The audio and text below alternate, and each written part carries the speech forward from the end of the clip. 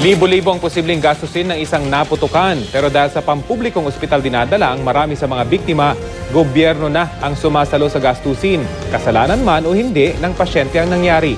Balita hatid ni June Veneracion.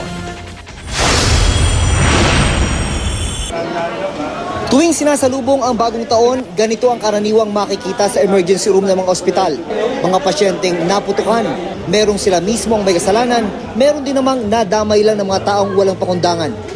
Kinuwenta ng East Avenue Medical Center ang gasto sa kada pasyente. Kung hanggang outpatient department lang, pwedeng umabot mula 650 hanggang 2,500 pesos. Kapag kinailangan ng confinement at operasyon, maaaring maglaro sa 5,000 hanggang 75,000 pesos.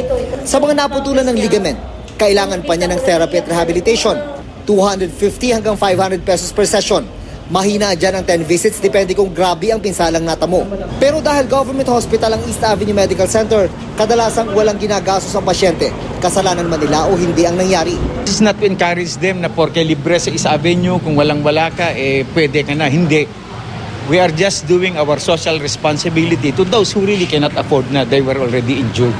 Sabi ng Department of Health o DOH, depende rin naman sa kakayahan ng pasyente kung sasagutin ba ng gobyerno ang lahat ng gastusin. Sumasailalim daw sila sa screening.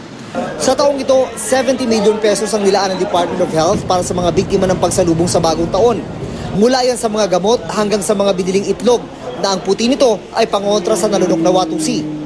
At kung sakasakali mang nag-imbak kami ng maraming anti-tetanus shots, mga gamot at meron ngayong mga itlog, nagagamit pa rin po ito. Yung itlog, ginagawa rin niyang ulam ng mga pasyente.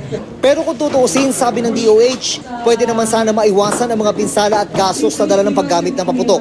Kaya pabor ang DOH na ipagbawal na talaga ng tuluyan ang mga paputok para iwas disgrasya at mailaan ng tama ang pondo ng bayan. These are actually unnecessary government expenditures na sana yung ginagastos natin dito, ginamit natin dun sa talagang nangangailangan, yung may mga cancer na kailangang gamutin, yung mga kailangang operahan, yung mga batang may sakit. June Veneracion, GMA News.